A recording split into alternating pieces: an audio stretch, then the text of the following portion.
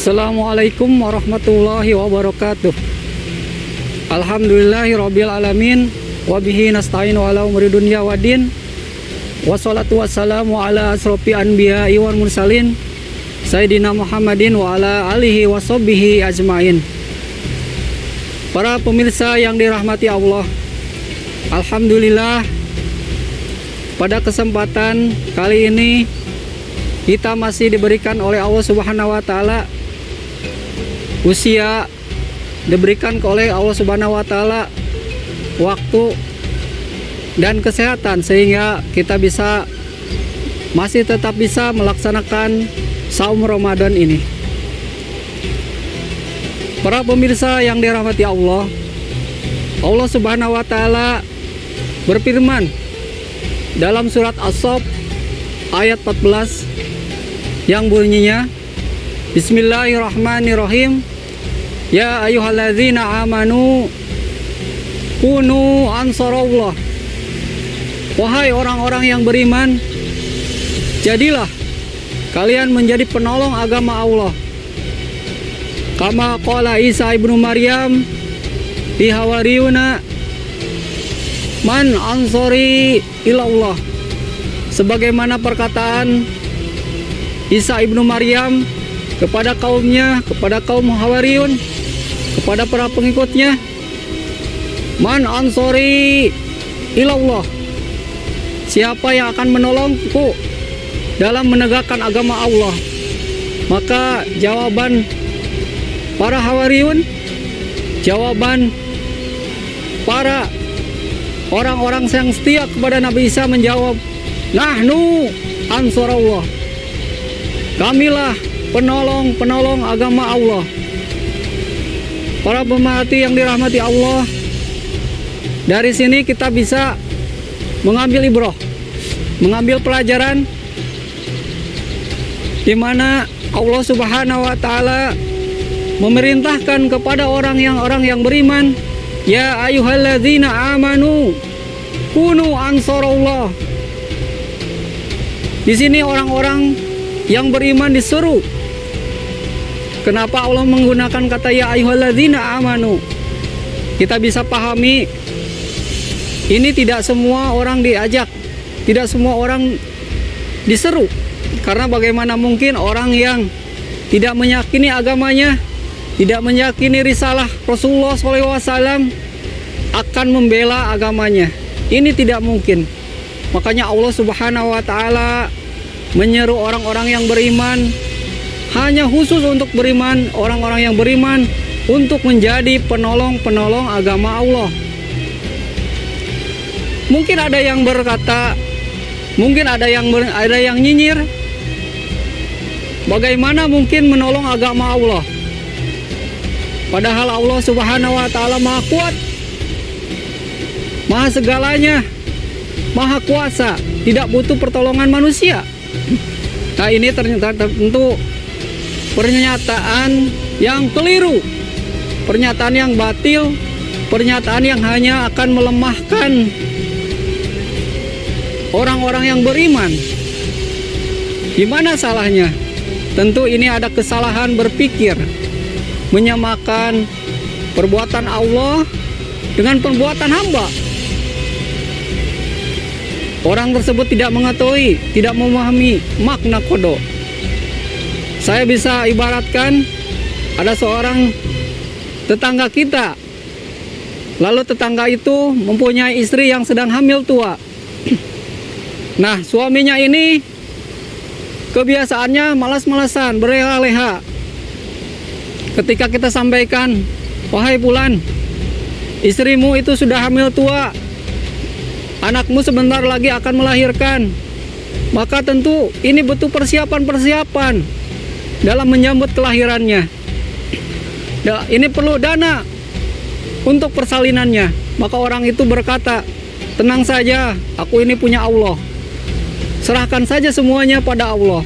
Nah, ini tentu kita setuju semuanya bahwa pernyataan orang ini, pernyataan orang yang tidak bertanggung jawab ini tentu pernyataan yang salah. Di mana salahnya? Dia tawakal yang salah, tawakal yang tidak tepat.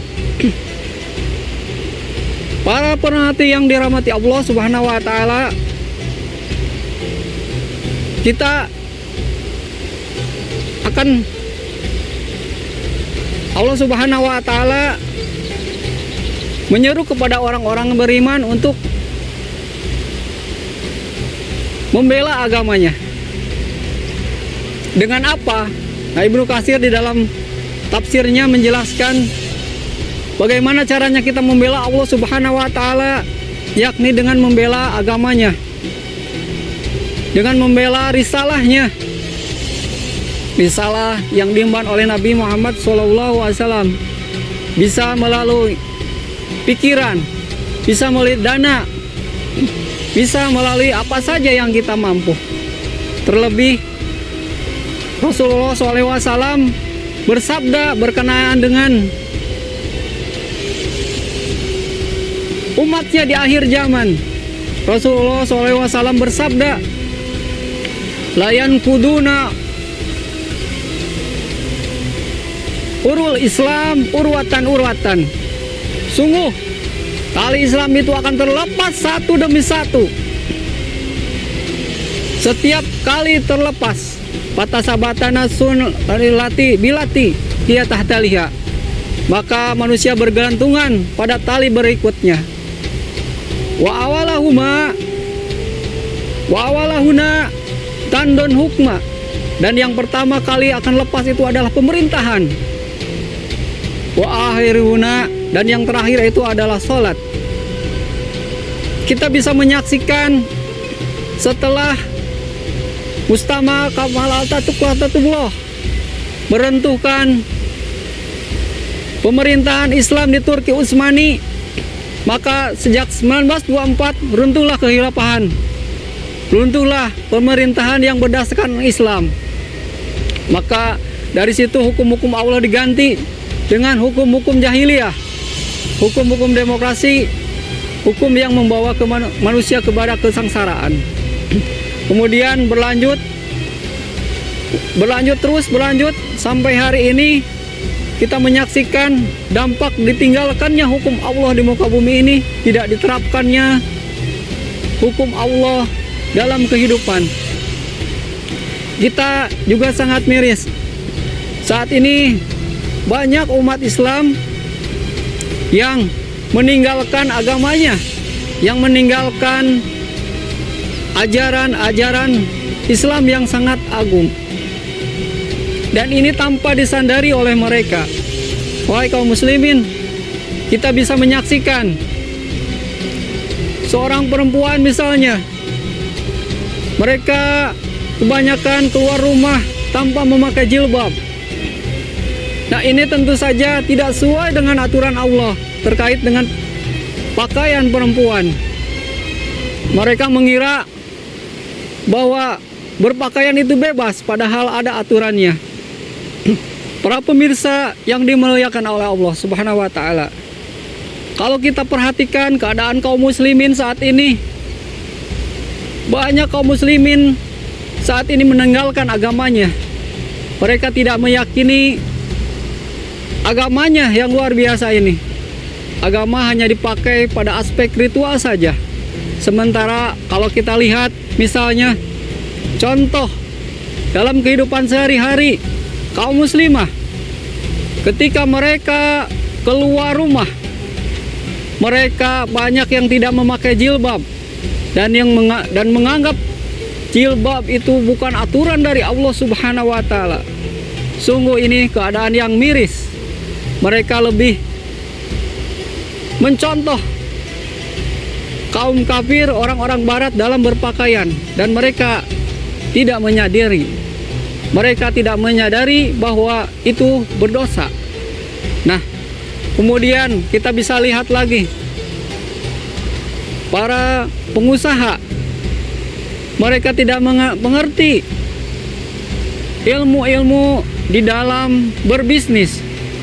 Mereka menghalalkan segala cara, menghalalkan apa yang diharamkan oleh Allah Subhanahu wa taala. Kita lihat para pengusaha banyak yang memakai riba di dalam berbisnisnya. Nah, ini tentu saja ini miris, seolah-olah mereka tidak memahami bahwa riba itu apa. Kemudian dalam hal yang lain, Islam itu ditinggalkan satu persatu, persis seperti hadis Nabi bahwa ajaran Islam itu akan terlepas satu persatu, dimulai dari pemerintahan dan yang terakhir dengan sholat. Nah, oleh karena itu, bagaimana caranya kita bisa menolong agama Allah ini adalah dengan cara bagaimana membumikan lagi siar-siar Allah Subhanahu wa Ta'ala, sehingga kalimat Allah ini menjulang tinggi. Oleh karena itu, kaum muslimin sekalian, mari kita sama-sama tolong agama Allah ini. Kalau kita tidak bertindak, kalau kita tidak abai, maka generasi muslim selanjutnya bisa dipastikan akan meninggalkan agama yang mulia ini. Dan tentu ini tidak kita harapkan, tentu tidak kita inginkan. Kalau dulu para nabi punya para kekasih-kekasihnya, sebagaimana disampaikan oleh Nabi SAW, likuli nabiin, setiap nabi itu hawariyun, mempunyai para kekasih-kekasihnya. Wahawariyu, sedangkan kekasihku adalah Zubair. Nah, Rasulullah SAW menyampaikan bahwa salah satu orang kepercayaannya adalah Zubair bin Awam. Nah, ini tidak kalah menarik dengan sahabat yang lain. Kalau sahabat Abu Hurairah, mereka ahli dalam bidang hadis. Kalau Zubair bin Awam ini adalah penolong Rasulullah SAW ketika beliau menyampaikan dakwah kepada orang-orang Quraisy, lalu orang-orang Quraisy berusaha untuk menyakitinya, maka Zubair bin Awam tampil untuk melindungi dakwah Rasulullah.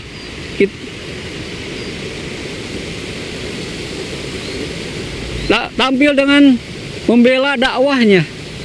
Kita bisa saksikan di dalam tubuh Zubair bin Awam banyak sekali luka. Nah, ketika ditanya, wahai Zubair, ini bekas luka apa? Banyak sekali dalam tubuhmu ini banyak luka. Ada sekitar kurang lebih bekas 13 bekas pedang dan tombak. Kata Zubair bin Awam, ini luka-lukaku ini adalah aku dapatkan ketika melindungi Rasulullah dalam berperang, dalam berbagai peperangan. Nah, ini Zubair bin Awam berkata seperti itu. Beliau tanpa mengeluh sedikit pun, terus menerus membela Rasulullah SAW, membela agamanya. Tentu untuk kita semuanya saat ini, cara membela agama adalah dengan perang pemikiran, dengan meyakini kembali umat Islam untuk kembali kepada ajarannya, kembali kepada risalahnya, agar risalah ini bisa disampaikan, bisa diperjuangkan, supaya kita semua bisa diatur dengan aturan-aturan dari Allah Subhanahu wa Ta'ala, sehingga ketika Allah menyeru kepada orang beriman untuk membela agamanya, untuk mensiarkan ajaran-ajarannya, maka jawaban orang-orang yang beriman adalah